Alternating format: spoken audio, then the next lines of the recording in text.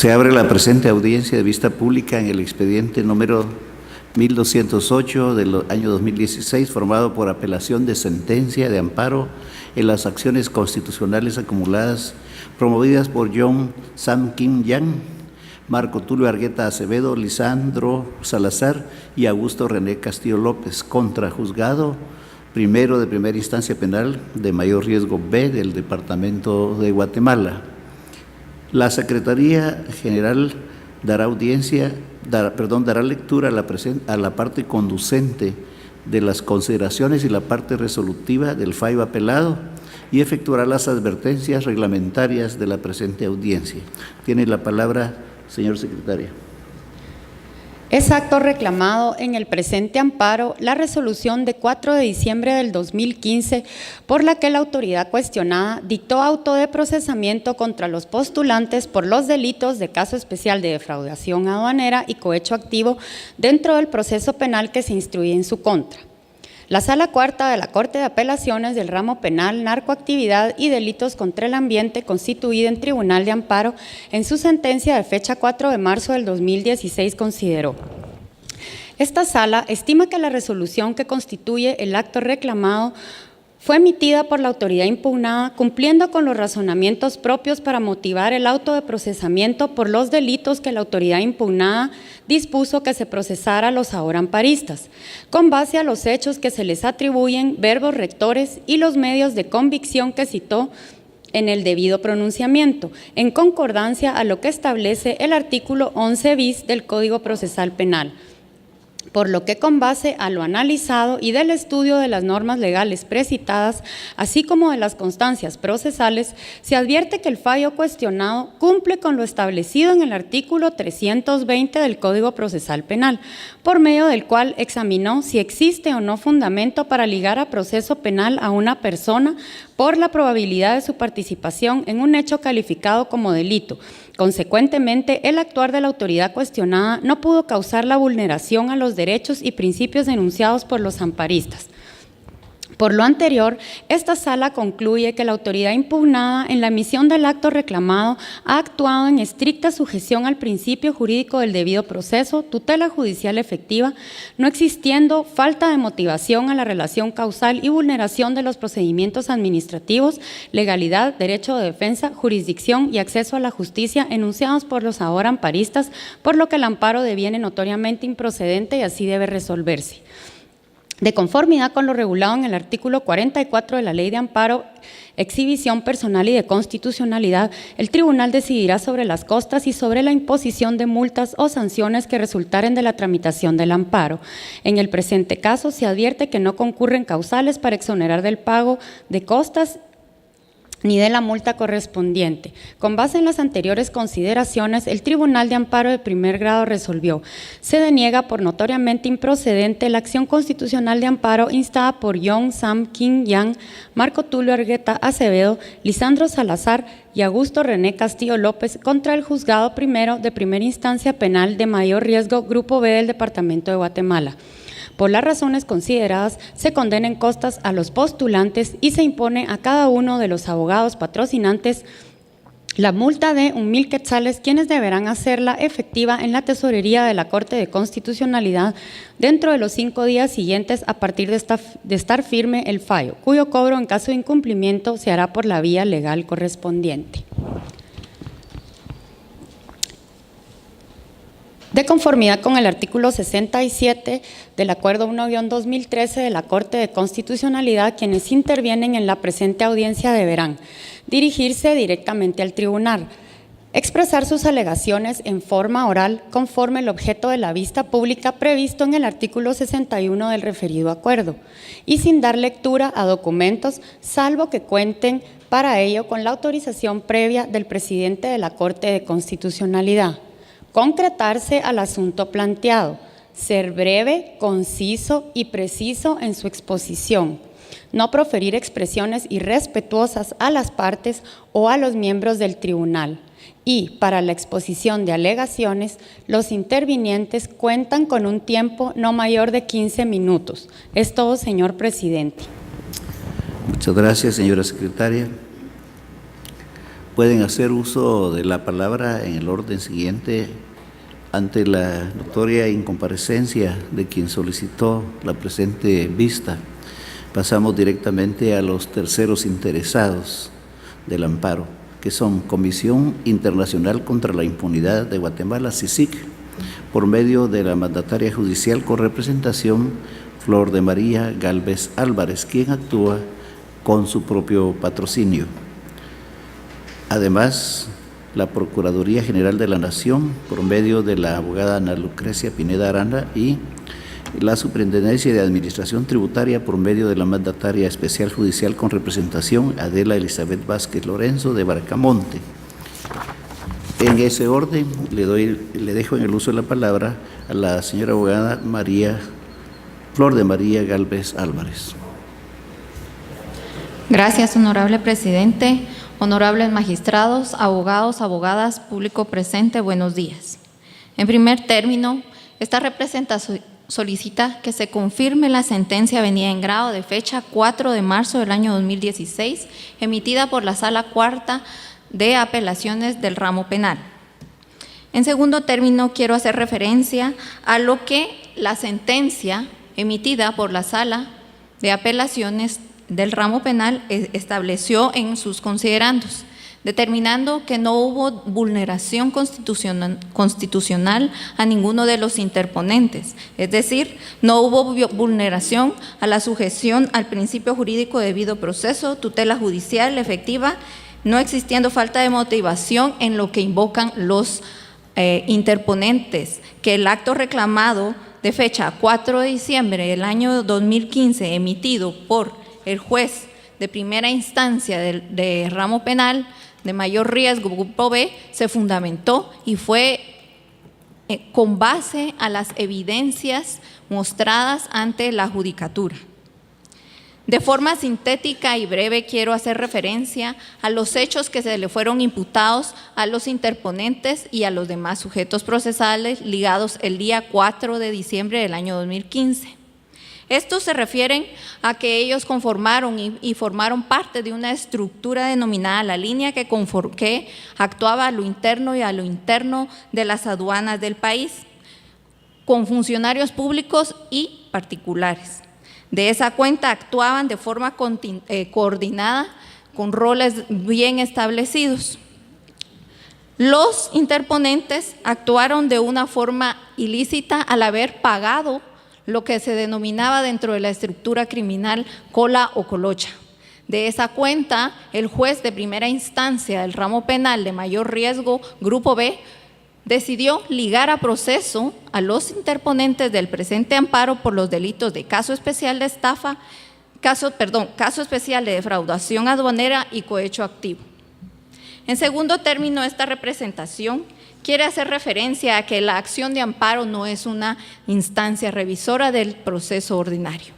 Esto está debidamente establecido en el artículo 211 de la Constitución Política de la República. Es decir, los interponentes, a través de la presente acción de amparo, pretenden que se revise lo actuado y lo diligenciado ante un juez ordinario, pretendiendo que se deje sin efecto un auto de procesamiento que fue dictado de conformidad con los artículos 320, 321 y 322 del Código Procesal Penal. Asimismo, fue debidamente fundamentado de conformidad con lo que establece el artículo 11 bis del mismo cuerpo legal.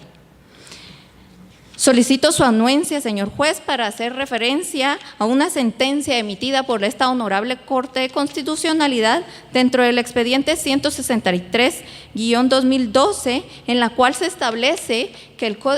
el auto de procesamiento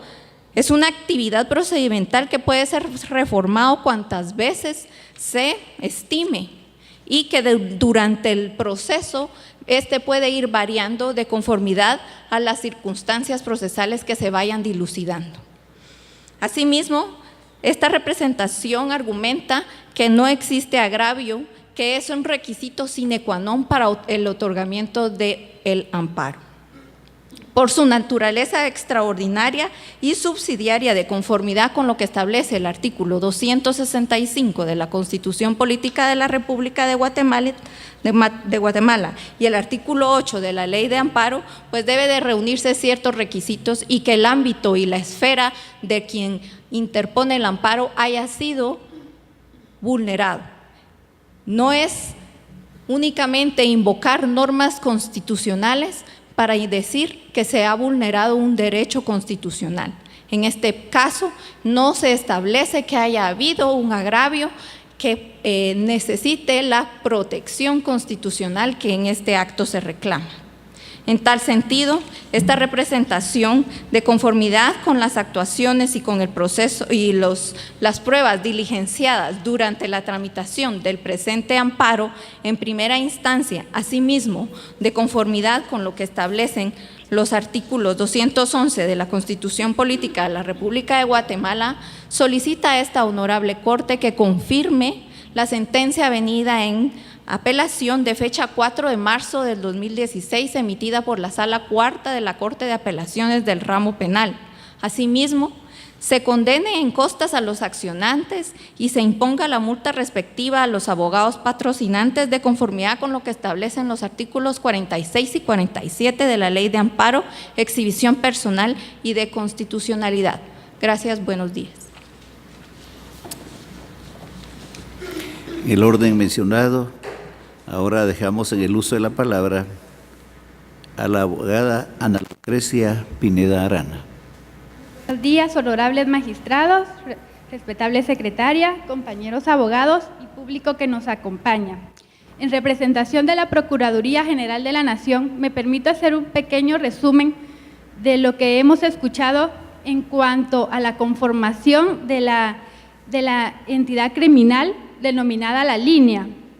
que hemos visto el ardid que ellos utilizaban en cuanto a completar las declaraciones únicas aduaneras, ya que reportaban que la mercadería importada probablemente era de menor calidad, cuando en realidad era de una calidad mayor. Supuestamente se llevaban trámites en la Superintendencia de Administración Tributaria para realizar ajustes, que lamentablemente ya existía una tabla prefijada para realizar el pago respectivo. Sin embargo, se denotaba que no era correspondiente el pago que se realizaba, porque en el mismo ya iba incluido un pago para las personas que conformaban la organización criminal, que le hemos escuchado que le han denominado la cola o el soborno. En este caso, vemos que no existe agravio. Planteamos un amparo cuando verificamos que existe la vulneración a algún derecho o solicitamos la restauración del mismo si en caso hubiese ocurrido. Sin embargo, en el presente caso se evidencia que no existe agravio, porque al emitirse un auto de procesamiento se determina cuáles son los delitos por los cuales se les indica, por los cuales va a ser enjuiciado, se determina cuáles son los derechos que puede tener el sindicado, por ejemplo, la imposición de una medida sustitutiva, y cuáles son los recursos que puede ejercer. Además, un auto de procesamiento puede ser reformable de conformidad a lo establecido en el artículo 320 del Código Procesal Penal, de oficio o a instancia de parte en la fase preparatoria del proceso penal. Como vemos, no existe agravio porque el juez, al emitir dicho auto, tomó en cuenta los medios de prueba que fueron propuestos tanto por el Ministerio Público y la Comisión Internacional contra la Impunidad de Guatemala, consistente en escuchas telefónicas y también documentos bancarios y otras pruebas documentales. En resumen, vemos que no existe ningún agravio y que por limitación constitucional un amparo no puede constituirse en una instancia revisora. No se pueden entrar a valorar medios de prueba, criterios y elementos que son propios de la jurisdicción ordinaria penal. Además, en Guatemala debemos trabajar para que se fomente una cultura de rechazo a la corrupción y hacer los esfuerzos necesarios para prevenir, detectar, sancionar y erradicar la corrupción en los actos de servicios públicos y en los actos de corrupción que están involucrados con este tema, en base al criterio de convencionalidad establecido tanto en la Convención Interamericana y la Convención de las Naciones Unidas contra la Corrupción. En representación de la Procuraduría General de la Nación, me permito indicar que compartimos el criterio de la Sala Cuarta de la Corte de Apelaciones del ramo penal al haber denegado el amparo y solicitamos, en calidad de terceros interesados en la presente acción de amparo y en calidad de agraviados en la causa penal, que el recurso de apelación que fue planteada contra la sentencia de fecha 4 de marzo de 2016 se declare sin lugar y como consecuencia se confirme la sentencia. Muchas gracias.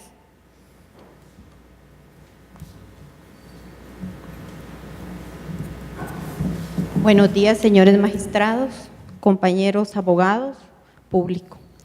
En nombre de mi representada me permito manifestar lo siguiente. Los amparistas en su oportunidad manifestaron cuando expresaron su agravio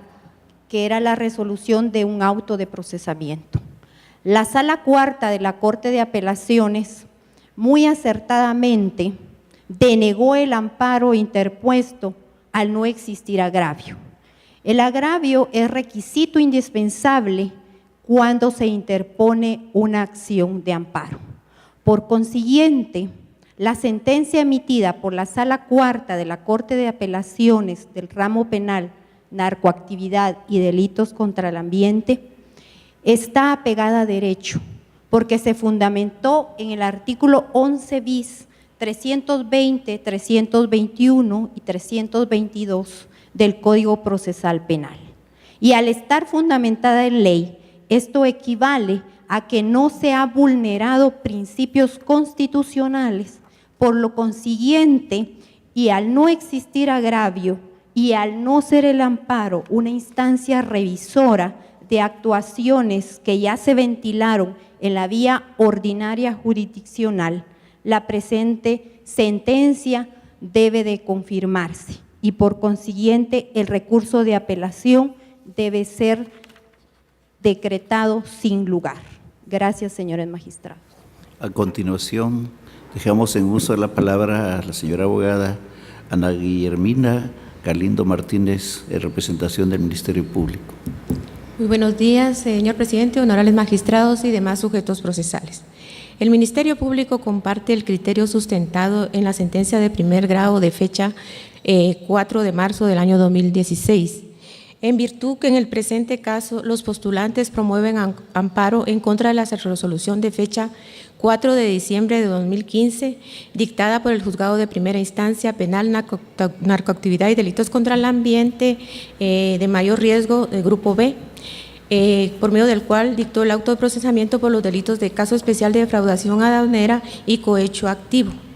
Indican los accionantes que dicha resolución le causa agravio a los derechos y garantías constitucionales por las consideraciones expuestas en su memorial contentivo de la presente acción de amparo. Esta Fiscalía, del análisis de las argumentaciones de los accionantes, estima que en el presente caso no se violenta derecho alguno de los indicados en virtud de que la autoridad impugnada, al emitir la resolución señalada como agraviante, actuó en el ejercicio de las facultades que le confiere la ley,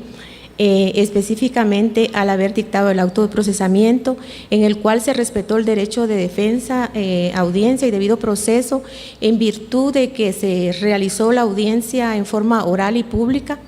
dentro de la cual se recibió la intimación efectuada por el Ministerio Público, así como las declaraciones indagatorias de los procesados y las de los demás sujetos procesales, así como los medios de prueba que hicieron presumir que los indicados son responsables de los delitos que se le endilgan,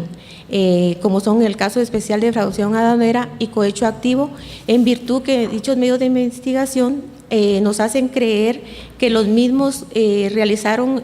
actividades como sobornar a las autoridades aduaneras para que no se realizara examen físico de los contenedores que contenían mercadería,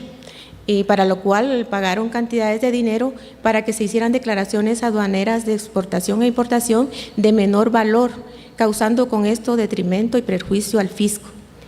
y configurándose entre los hechos de la plataforma fáctica establecida por el Ministerio Público.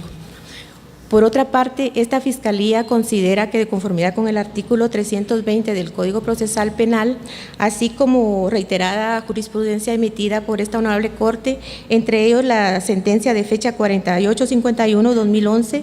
de fecha 8 de mayo de 2012, la cual establece que la decisión de emitir el auto de procesamiento no es definitivo, el cual puede ser reformable de oficio o a instancia de parte durante la fase preparatoria antes de la acusación y siempre garantizando el derecho de audiencia. Por lo que el hecho que lo resuelto no sea conforme a las pretensiones de los amparistas no implica vulneración alguna a los derechos y garantías constitucionales que le asisten, ya que la autoridad impugnada actúa en el ejercicio de las facultades garantizando el derecho de defensa y debido proceso. Por lo que con todo respeto a esta representación solicita a los honorables magistrados que al momento de emitir la sentencia respectiva se declare sin lugar el recurso de apelación interpuesto, se confirme la sentencia venida en grado denegando el amparo de mérito y emitiendo las demás declaraciones que en derecho corresponden de conformidad con lo establecido en la ley de la materia. Muchas gracias, que tengan buen día. Se clausura la presente audiencia.